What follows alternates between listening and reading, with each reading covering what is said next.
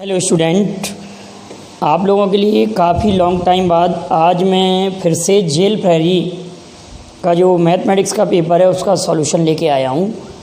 मैंने पिछले video 7 videos बना चुका हूँ इस पर आप लोगों के लिए। जेल प्रहरी पेपर का सॉल्यूशन जो मैथ का है उस पर कितने वीडियो, 7 वीडियो। अभी 8 नंबर का वीडियो रहेगा और लगभग 42 क्वेश्चन मैंने सॉल्व करा दिए थे उस वीडियो तक।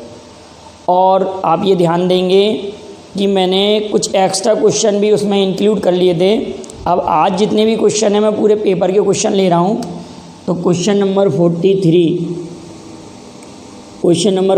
क्या है कि किसी वस्तु का मूल्य 16 रुपये से घटकर किसी वस्तु का मूल्य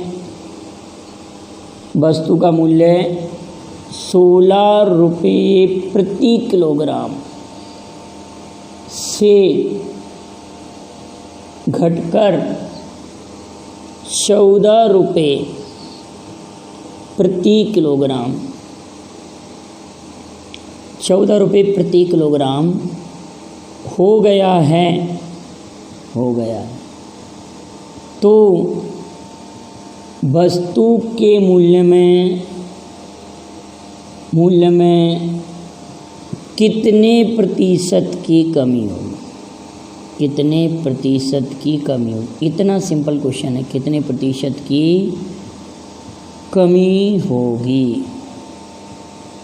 वस्तु के मूल्य में कितने प्रतिशत की कमी होगी? क्वेश्चन क्या है कि किसी वस्तु का मूल्य 16 रुपये प्रति किलोग्राम से घटकर 14 रुपये प्रति किलोग्राम हो गया है। तो वस्तु के मूल्य में कितने प्रतिशत की कमी होगी? क्वेश्चन ऐसे भी बन सकता है कि खपत में कितने परसेंट की कमी की जाए, खपत में कितने परसेंट की वृद्धि की जाए कि खर्चा अपरिवर्तित रहे। जब मूल्य कम होता है तो खपत में वृद्धि की कहते हैं। अभी तो क्वेश्चन में क्या पूछा गया है कि वस्तु के मूल्य में कितने प्रतिशत की कमी होगी। तो 16 से घटकर मूल्य कितना हो गया बेटाओ? 16 से घटकर 14 रुपये प्रति किलोग्राम हो गया।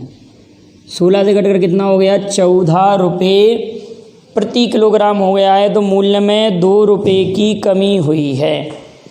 मूल्य में 2 रुपये की कमी हुई है। आप कहेंगे कि 2/16/100 मूल्य में प्रतिशत कमी। तो ये 8 टाइम कैंसिल हो जाएगा और ये 25, 25 और ये 2 टाइम।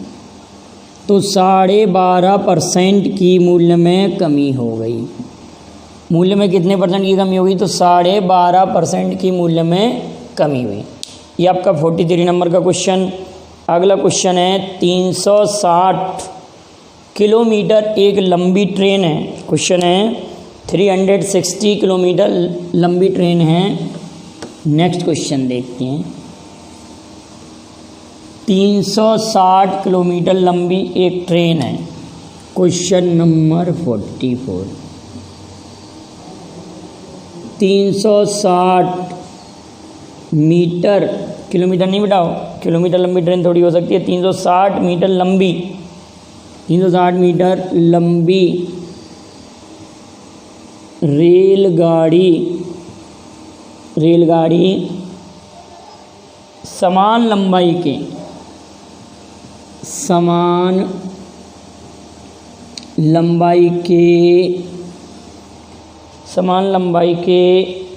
प्लेटफॉर्म को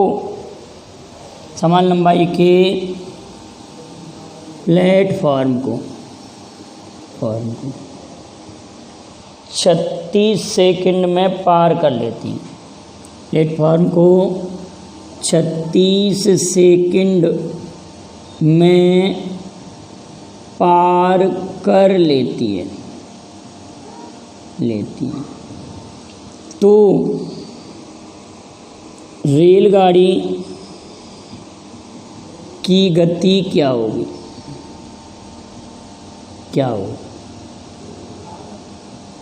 क्वेश्चन ये कह रहा है कि 360 मीटर लंबी रेलगाड़ी है और प्लेटफॉर्म की लंबाई भी है उतनी, लेकिन 36 सेकंड में पार कर रही है, तो रेलगाड़ी की गति क्या हुई? कितना सिंपल क्वेश्चन है। आप कहेंगे सर रेलगाड़ी की लंबाई भी 360, प्लेटफॉर्म की लंबाई भी 360, तो टोटल लंबाई हो गई हमारे पास 36 दूनी 72, 720 मीटर। क्लियर। अब टाइम t बराबर 36 सेकेंड, टाइम t बराबर 36 सेकेंड, हमको स्पीड फाइंड करना है। Speed equal to distance upon time, 720 upon 36 metre per second, metre per second. 36 दूनी 72, 20 मीटर पर सेकेंड, या तो आपका आंसर मीटर पर सेकेंड में दिया होगा तो 20 मीटर पर सेकेंड। अगर 20 मीटर पर सेकेंड नहीं दिया, आपको किलोमीटर पर आवर में चेंज करना है, तो कभी भी ध्यान रखेंगे कि मीटर पर सेकेंड को अगर किलोमीटर पर आवर में चेंज करना है तो 18/5 का मल्टीप्लाई कर देते हैं, 18/5 का गुणा कर देते हैं, तो ये 4 बार कट जाएगा। 18 चौक 72 किलोमीटर प्रति घंटे, या तो आपके लिए 72 किलोमीटर प्रति घंटे ऑप्शन में दिया होगा, या 20 मीटर प्रति सेकंड। क्लियर हुआ ये क्वेश्चन।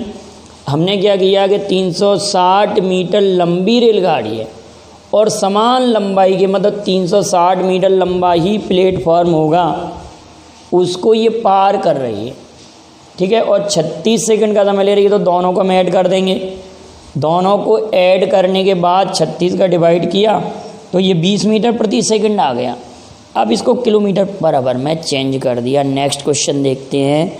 ए बी तथा सी की औसत आयु 25 वर्ष है। नेक्स्ट क्वेश्चन, ए बी तथा सी की औसत आयु 25 वर्ष है। 45 नंबर का क्वेश्चन। ए बी तथा सी, ए बी तथा सी की औसत आयु 25 वर्ष है। ए बी तथा सी की औसत आयु 25 वर्ष है। बी, ए और बी की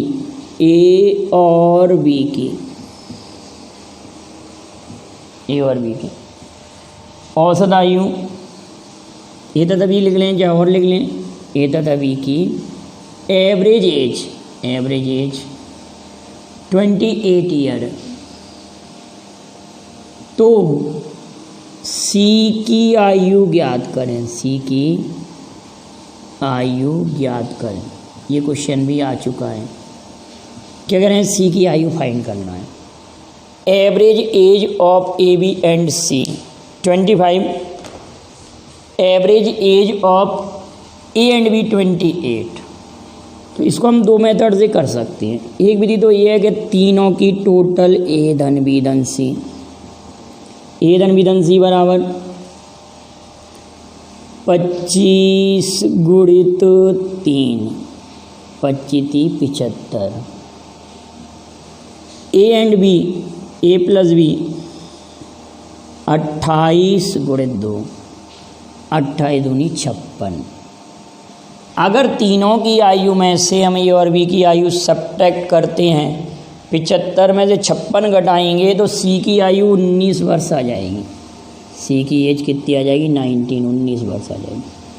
सी की आयु कितना आ गया बेटाओ, 19 ईयर। ये तो हमारा डिटेल मेथड हुआ। अब एक मेथड और है ट्रिक से कि हम कैसे कर सकते हैं। ट्रिक से हम ये कहेंगे कि ए और बी की एज कितना है हमारे पास, 28। ए और बी की एज है कितना, 28। ए बी सी की एज कितना है, 25। सवाल में उल्टा चलना पड़ेगा। ए और बी की एज 28 है और ए बी सी की एज है 25। जब इसमें सी को इंक्लूड किया है, अब न्यू जो इंक्लूड है उसकी आयु अगर फाइंड करना होता है तो पुराना औसत 28 पुट कर दिया, औसत में कमी हो गई 3 की, 3 क्या डिक्रीज हो रहा है तो -3, मेंबर 3 हो गए तो 3 का मल्टीप्लाई कर दें। तो ये लाइन हमारा केवल एक लाइन में आंसर आ सकता है 28 - 3 × 3। 28 में से हम सब्ट्रैक्ट कर देंगे 9 को, तो age of C equal to 19 आ जाएगा। सी की आयु 19 वर्ष आ जाएगी। Age of C equal to 19 years. Clear है। अगला क्वेश्चन है, एक आयत की लंबाई तथा चौड़ाई को दुगना कर दिया जाए तो आयत के क्षेत्रफल में कितना प्रतिशत परिवर्तन होगा। एक आयत की लंबाई तथा चौड़ाई प्रत्येक को दुगना कर दिया जाए, एक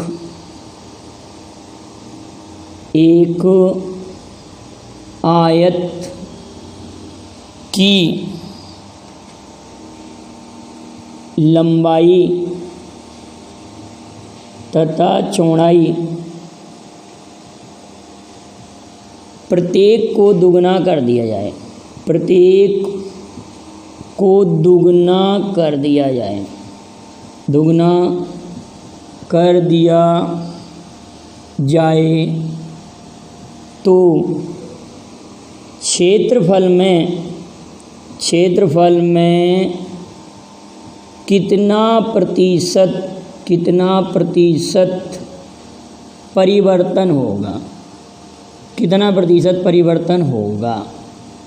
क्वेश्चन कह रहा है एक आयत की लंबाई तथा चौड़ाई प्रत्येक को दुगना कर दिया जाए तो क्षेत्रफल में कितना प्रतिशत परिवर्तन होगा। हमने आपको जब आयत पढ़ाया था आप लोगों के लिए रेक्टेंगल, तो एक फॉर्मूला बताया था कि m × n - 1 × 100, m × n - 1 × 100, m × n - 1 × 100। इसका मीन क्या है कि m और n दोनों को हम क्या कर रहे हैं, m और n को डबल कर रहे हैं, लंबाई और चौड़ाई को डबल कर रहे हैं, तो 2 × 2 - 1 × 100, तो ये हो जाएगा हमारे पास 300%, 300% की वृद्धि हो जाएगी। क्षेत्रफल में 300% का इंक्रीज हो जाएगा। आयत की लंबाई तथा चौड़ाई प्रत्येक को दुगना कर दिया जाए तो क्षेत्रफल में 300% की वृद्धि हो जाएगी। क्षेत्रफल में कितने % की वृद्धि हो जाएगी बताओ, 300% की वृद्धि हो जाएगी। अगर क्वेश्चन आया कि क्षेत्रफल कितना गुना हो जाएगा तो क्षेत्रफल 4 गुना हो जाएगा कि 2 × 2, क्षेत्रफल 4 टाइम हो जाएगा। और कितने % की वृद्धि हो रही है, तो 300% की वृद्धि हो रही है। क्लियर है। नेक्स्ट क्वेश्चन देखते हैं 47 नंबर का क्वेश्चन, एक घनाभ की संगत फलकों के क्षेत्रफल, एक घनाभ की संगत फलकों के क्षेत्रफल, एक घनाभ क्यूबॉइड की संगत फलकों के क्षेत्रफल, एक घनाभ की संगत फलकों के क्षेत्रफल क्रमशः x, y व z है, x, y व z है। तो घनाभ का आयतन क्या होगा, घनाभ का आयतन क्या होगा। आप एक बात क्लियर करेंगे, अगर हमने कोई घनाभ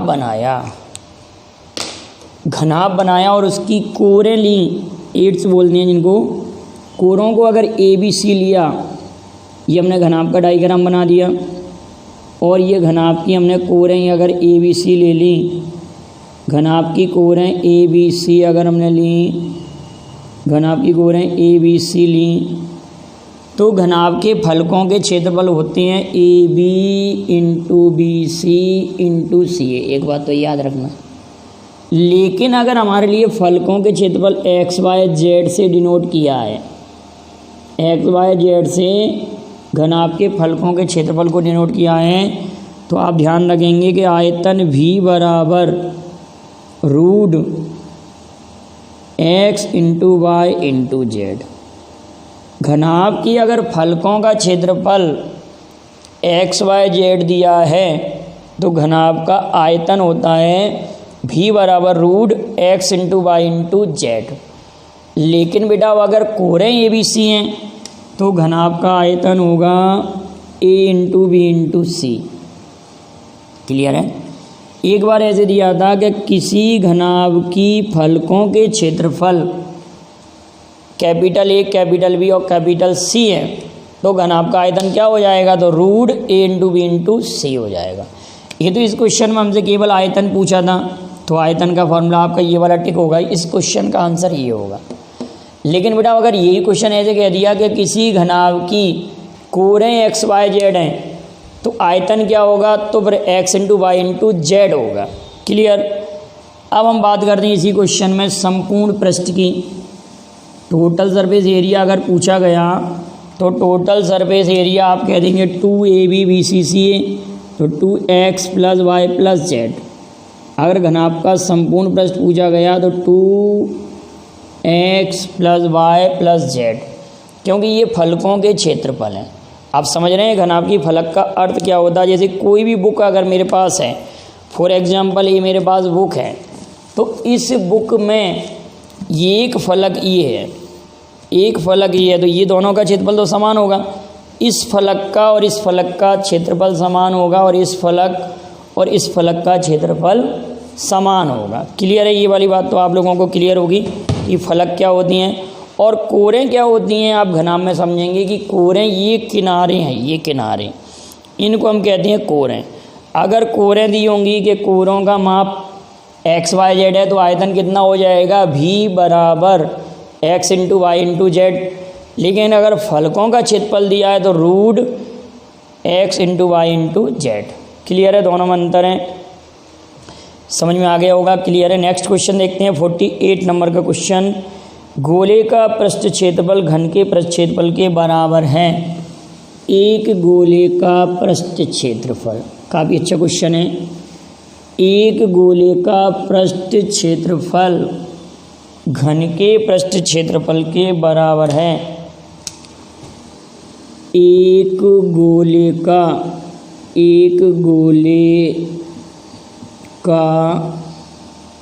पृष्ठ क्षेत्रफल घन के पृष्ठ क्षेत्रफल के बराबर है तो गोले तथा घन के आयतन में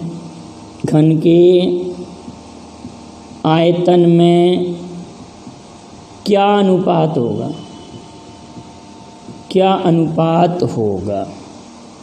गोले तथा घन के आयतन में क्या अनुपात होगा। ये क्वेश्चन बोल रहे हैं आप लोगों, गोले तथा घन के आयतन में क्या अनुपात होगा। एक गोले का पृष्ठीय क्षेत्रफल, आप सभी लोग जानते हैं कि गोले का पृष्ठीय क्षेत्रफल होता है 4πr² और घन का पृष्ठीय क्षेत्रफल होता है 6a²।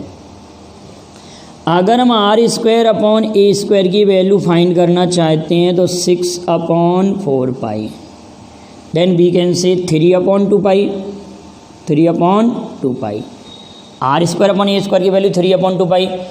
If we want to find the value of r upon a, then √3 into √2π। अगर अपन r अपॉन a की वैल्यू फाइंड करना चाहते हैं तो √3 अपॉन √2π, इन दोनों की वैल्यू हमारे पास है। लेकिन हमको फाइंड क्या करना है क्वेश्चन में, गोले के आयतन तो गोले का आयतन सभी लोग जानते हैं 4/3 पाई आर क्यू होता है और घन का आयतन होता है ए क्यू। अब आप समझेंगे ये 4/3 पाई को तो हम ऐसे लिख सकते हैं और r² लिख दें और r इंटू ए लिख सकते हैं। r³ लिखा है तो इसको हम ऐसे नहीं लिख सकते r²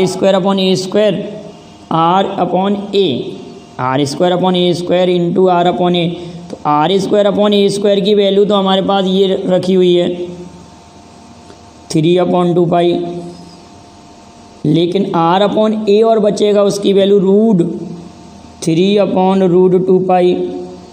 क्लियर। अब हम कैंसिल आउट कर सकते हैं, ये कैंसिल, ये कैंसिल, ये कैंसिल, ये कैंसिल और ये 2 टाइम कैंसिल आउट हुआ। तो रूट के अंदर हम अगर 2 को ले जाएंगे तो 4 × 3 हो जाएगा और ये रूट के अंदर 2 × पाई लिखा हुआ है। क्लियर आ रहा है? इतना वीडियो में आ रहा है कि नहीं? अभी मैं चेक कर लूँगा। अब हम जब इसको सॉल्व करेंगे तो ये 2 × 2 = 4 तो √6 पाई हमारे क्वेश्चन का आंसर आएगा √6 पाई। क्लियर है बेटा? यहाँ तक वीडियोज़ में क्लियर आ रहा है। थोड़ा सा और किसका दे रहे हैं आप लोगों के लिए, आप इसको देख लीजिए अच्छे से। क्लियर है? आपको वीडियो में क्लियर आना चाहिए। दिखाई दे रहा है? क्वेश्चन को एक बार और क्लियर करते हैं। क्वेश्चन ये कह रहा है कि एक गोले का पृष्ठ क्षेत्रफल घन के पृष्ठ क्षेत्रफल के बराबर। आया हुआ क्वेश्चन है जेल प्रहरी में। एक गोले का पृष्ठ क्षेत्रफल घन के पृष्ठ क्षेत्रफल के बराबर है तो गोले तथा घन के आयतन में क्या अनुपात होगा। हमने ये रखा कि गोले का पृष्ठीय क्षेत्रफल होता है 4 पाई r² और घन का होता है 6a²। तो हमने r² की वैल्यू फाइंड की, r² = 3/2 पाई और r/a की वैल्यू फाइंड कर ली। यहाँ से स्क्वायर हटा के इस पर रूट लगा दिया। एक वैल्यू हमारे पास ये लिखी हुई है r/a की, एक वैल्यू हमारे पास r/a की है और एक वैल्यू हमारे पास r² की वैल्यू है। अब हम आयतन का रेशो फाइंड करना चाह रहे हैं। अगर इस पूरी राशियों को मैं डाल दूँ और केवल आयतन की बात करें, हमारे पास ये 2 वैल्यू हैं, ये 2 वैल्यू हैं और हम आयतन की एक बार और बात करते हैं, दोनों के आयतन की एक बार डायग्राम में।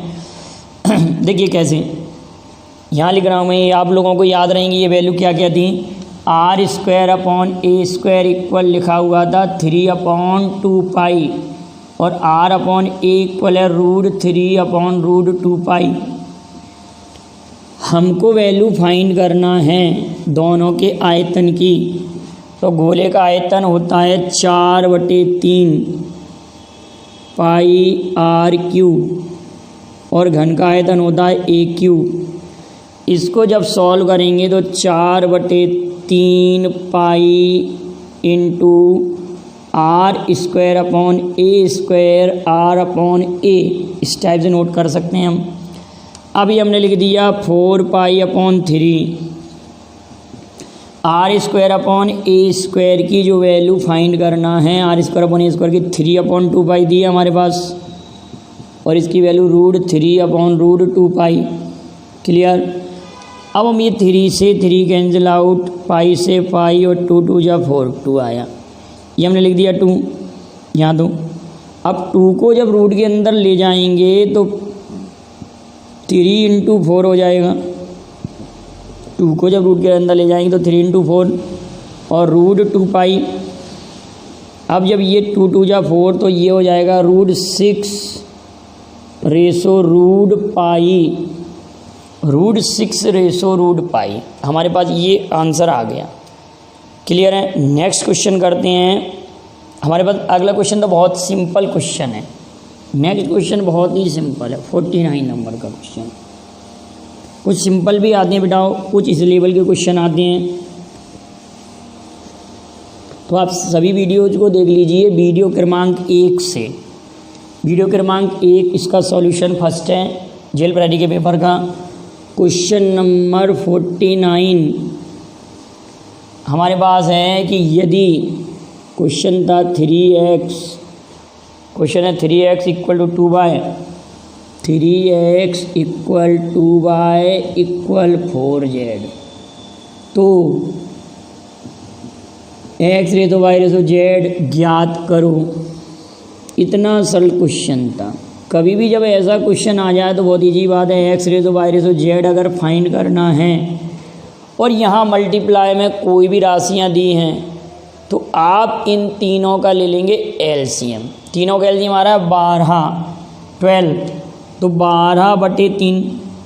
तीनों का एलसीएम कितना आ रहा है 12/3, तो 4 तिया 12, 4 बार कटेगा, तीजों को 12, 12/2 एलसीएम 12 आया ना, तो यहाँ आ जाएगा 6 और 4 तिया 12। ये हमारा रेशो आ जाएगा 4:6:3। अब इसको कैंसिल नहीं हो रहा, अगर तीनों राशि कैंसिल होती तो हम कैंसिल कैसे निकाला हमने ये किया कि इनका एलसीएम लिया, इनका एलसीएम आया 12। अब 12 में हमने इस 3 का डिवाइड कर दिया, इस 12 में हमने इस 2 का डिवाइड कर दिया और इस 12 में हमने इस 4 का डिवाइड कर दिया। तो ये आ गया 4 4 तिया 12, 2 छंग 12 और 4 तीचों के 12 और यहाँ पर 4 तिया 12। हमारा पास रेशो कितना आ गया 4:6:3, 4:6:3 आया। अब कोई भी सभी एक ही अंक से नहीं कट रहे, किसी एक ही नंबर से कट नहीं रहे, तो हमारा आंसर यही आ जाएगा। नेक्स्ट क्वेश्चन 50 क्वेश्चन, एक वर्ग समीकरण की बात दी है अगले क्वेश्चन में। मूल अल्फा और बीटा हैं। एक वर्ग समीकरण का भी मैं एक सेपरेट वीडियो बना दूंगा आप लोगों के लिए। एक वर्ग समीकरण ax² bx 0 के मूल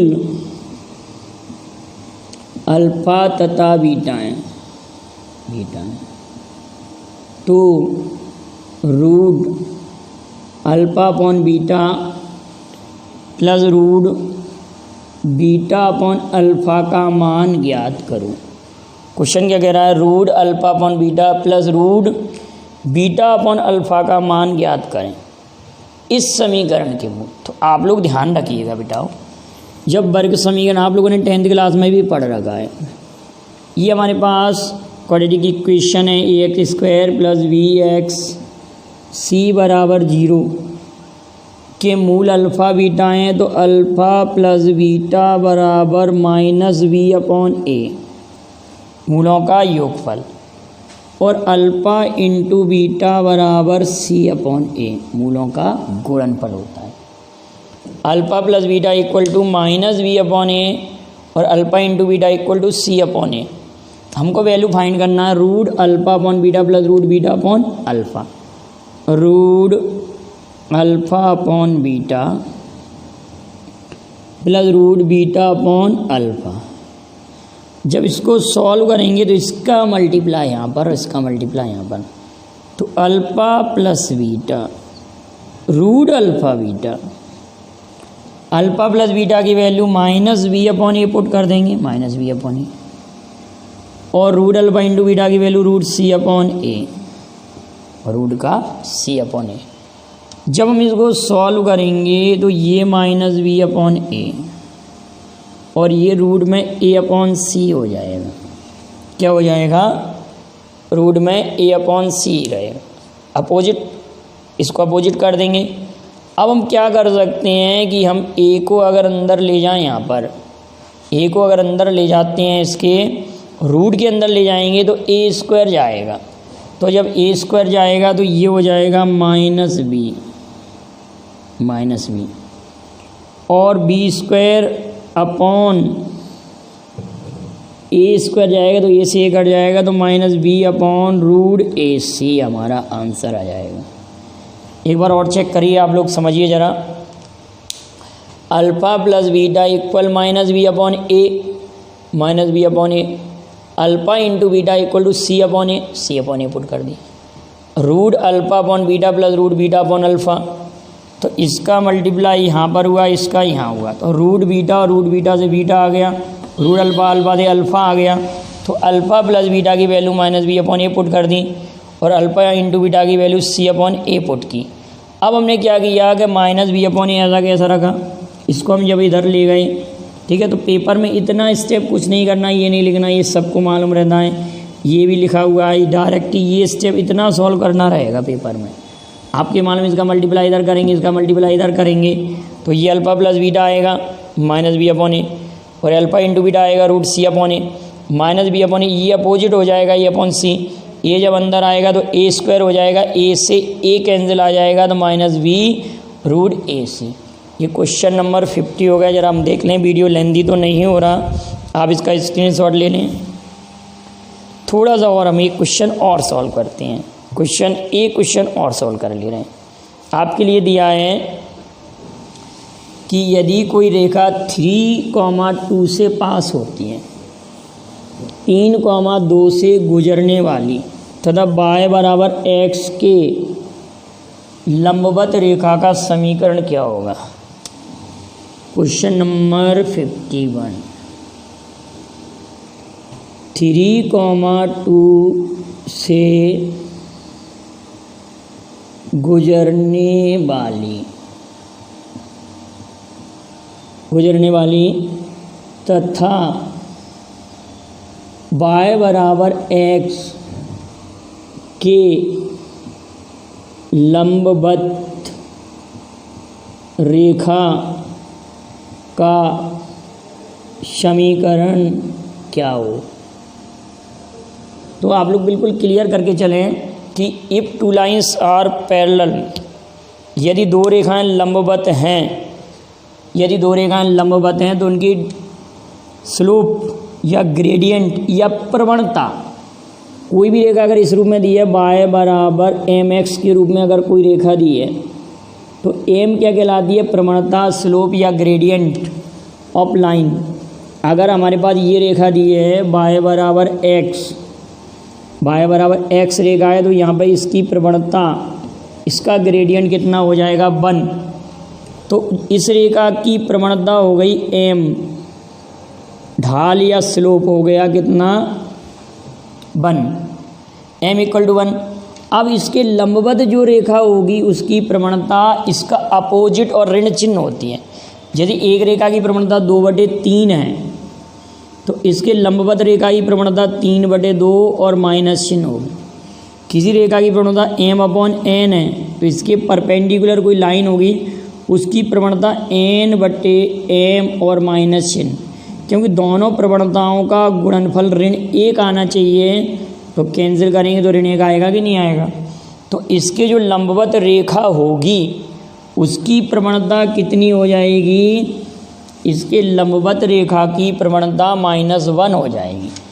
तो लंबवत रेखा की प्रवणता हम कितनी मान लें, लंबवत रेखा की प्रवणता